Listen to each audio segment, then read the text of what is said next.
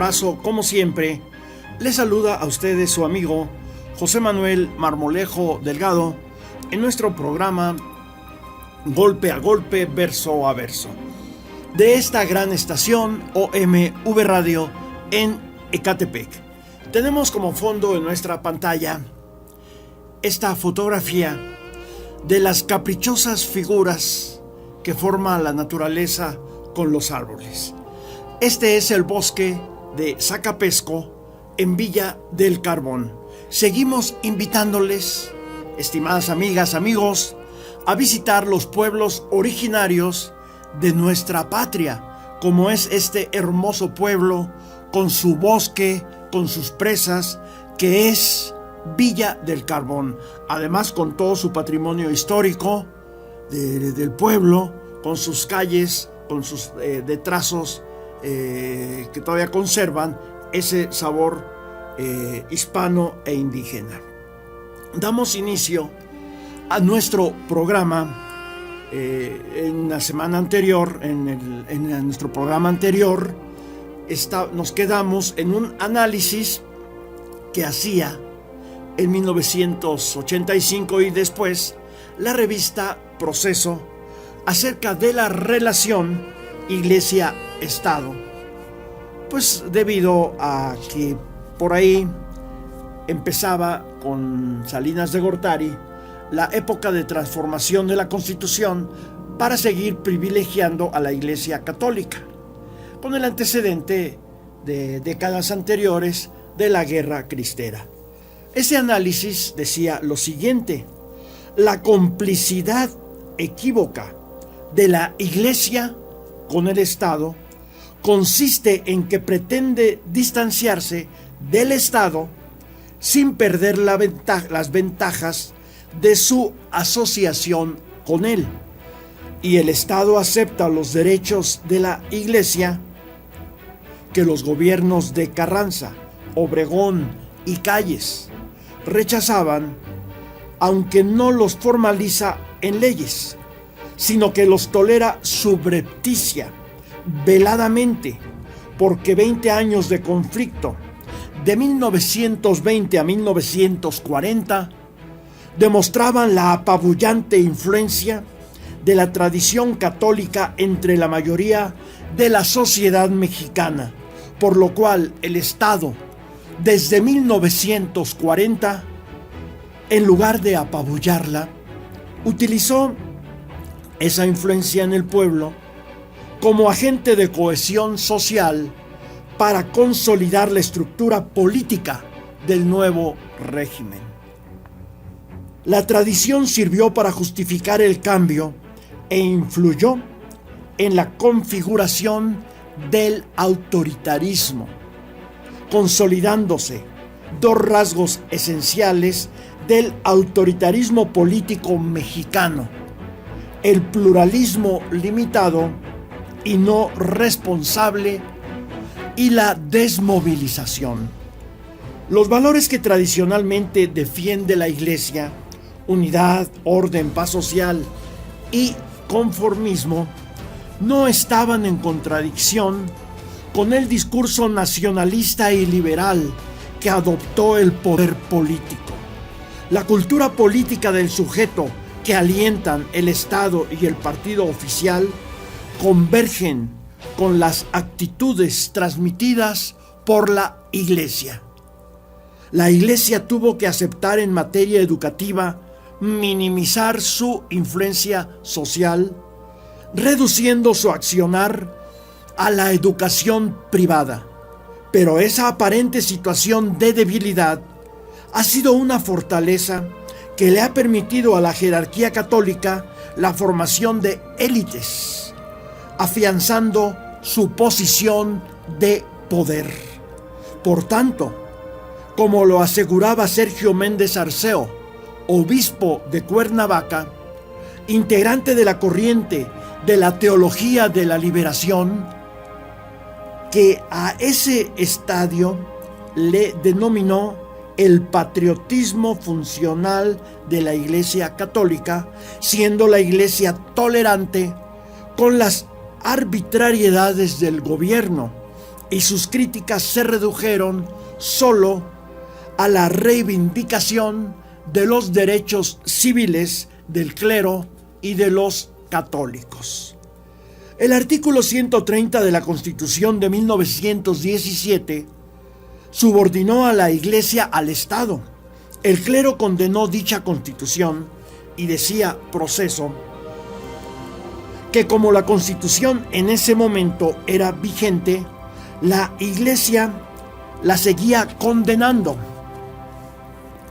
y que el conflicto no es solo producto de una rivalidad entre soberanías, sino que es la rebeldía del vencido frente a un estatuto que lo condena a subordinarse a su adversario.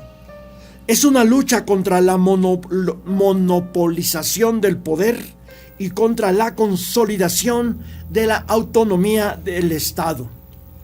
La Iglesia mantiene a los ojos de su feligresía la imagen de defensora del individuo frente al Estado, siendo la única instancia política cuya fuerza y cohesión interna rivalizan con la del Estado.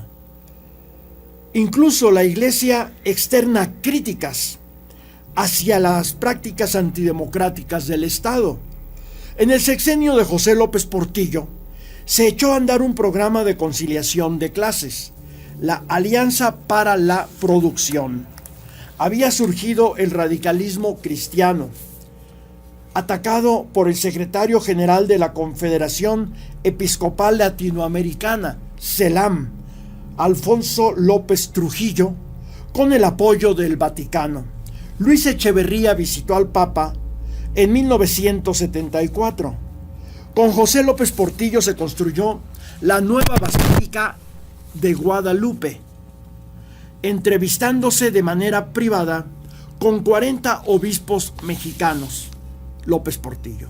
El mundo eclesiástico en México se movía.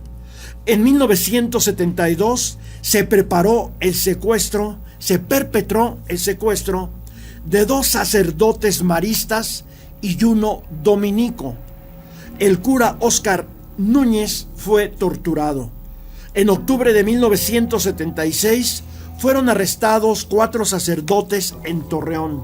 El 21 de marzo de 1977 fue asesinado el sacerdote Rodolfo Aguilar Álvarez en Chihuahua y la casa parroquial fue incendiada. El 27 de abril de 1977, el sacerdote Rodolfo Escamilla García fue asesinado y Arturo Lona Reyes, obispo de Tehuantepec, sufrió un atentado. En junio, la policía allanó las oficinas del Centro Nacional de Comunicación Social, CENCOS, y confiscó sus archivos, y pocos días después allanó la casa parroquial de los jesuitas en la colonia Guerrero. Ante todo esto, la alta jerarquía católica no dijo nada. Las cosas entre el Estado y la Iglesia estaban cambiando. Juan Pablo II visitó México en 1979 y dialogó con el presidente José López Portillo. El 9 de junio de ese año asesinaron al sacerdote Juan Morón Samaniego en el Estado de México. El 17 de febrero de 1982 fue allanada la casa de los hermanos maristas en Comitán, Chiapas, siendo encapuchados y manipulados y maniatados los ahí presentes. Les confiscaron archivos, materiales y equipo de trabajo.